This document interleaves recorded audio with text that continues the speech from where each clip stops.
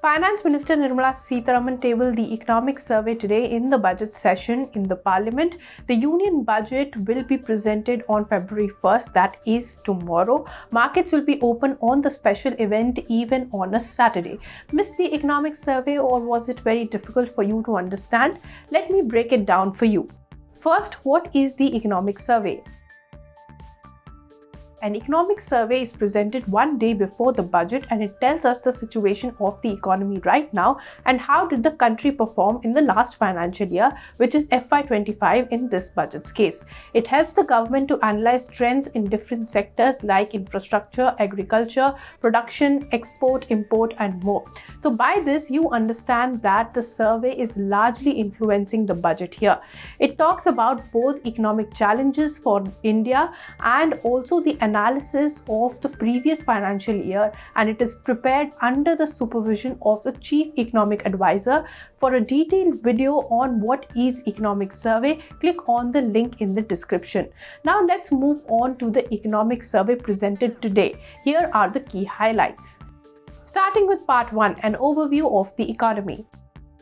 India's real GDP growth was at 6.4% in FY25. Private consumption was up 7.3%, highest share of GDP since 2003 financial year. So, real gross value added, or GVA, is estimated to grow by 6.4% in FY25, was at 6.4% in H1 of FY25, led by agriculture and service sectors. Agriculture sector grew by 3.8% and services sector grew by 7.2%. Industrial growth was at 6.2%. Manufacturing, however, faced pressure from a weak global demand. Government capex is up 8.2% and is expected to accelerate. Until November of 2024, defense and railways and roads accounted for about 75% of the capital expenditure. Exports increased 5.6% in H1 FY25, while imports rose 0.7% only. Coming to the fiscal position, gross tax revenue increased by 10.7% year-on-year, but the union's retained revenue was flat due to increased devolution to states. Retail headline inflation has softened to 4.9% in April to December 2024. Gross NPAs of banks are also at 12-year low of 2.6%, and bank profitability has also been improving. Coming to unemployment, as per the survey, the rate has declined to 3.2% and female participation in the workforce doubled in 7 years. EPFO subscriptions have more than doubled since FY19. India is also ranking 4th globally in forex reserves. The current account deficit stood at 1.2% of the GDP as per the survey. Rupee, however, depreciated 2.9% in the first 9 months of FY25. The survey says that it performed better than the other major currencies though. On inflation front, food inflation average in FY25 between April to December was at 6.5%.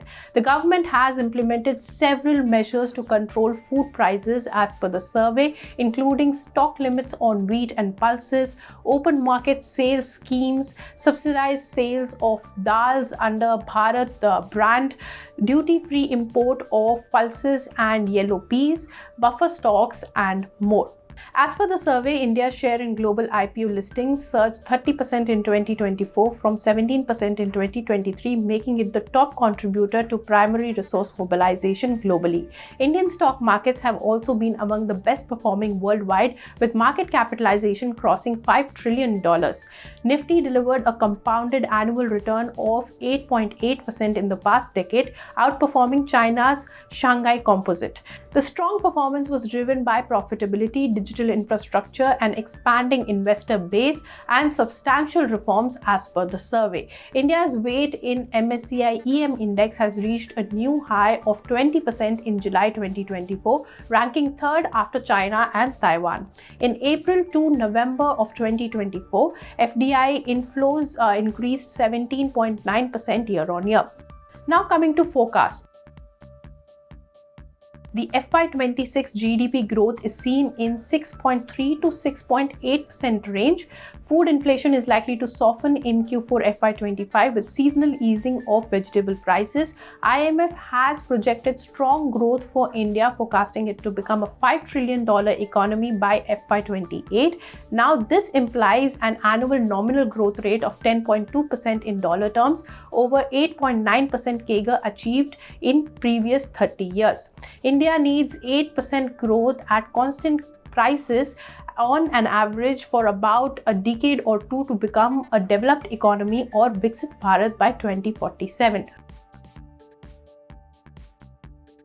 Overall, the survey prioritizes deregulation as the driving force of India's domestic growth and acknowledges the impact of election in major economies, economic instability in Europe and China, and the strengthening of the US dollar. The survey emphasizes on the importance of domestic growth drivers given the slow pace of global trade. It advocates for a balanced approach to energy transition, promoting electric mobility and public transport too. It also emphasized on the need for skilling and education and leveraging tech advancements like AI. It also has a special essay on AI and its implications in the document. The survey also highlighted that China was the world's sole manufacturing superpower and it is rapidly advancing its market share in critical technologies like EV manufacturing, batteries, etc. Now, that's all from the economic survey. As far as the budget presentation is concerned, it is tomorrow, that is on February 1st. So stay tuned to ET Now as we bring you the latest news and updates on the budget. Tune in to our channel to watch the live budget speech tomorrow at 10 a.m. I'll see you in the next video. If you like this video, then like, share and subscribe to ET Now.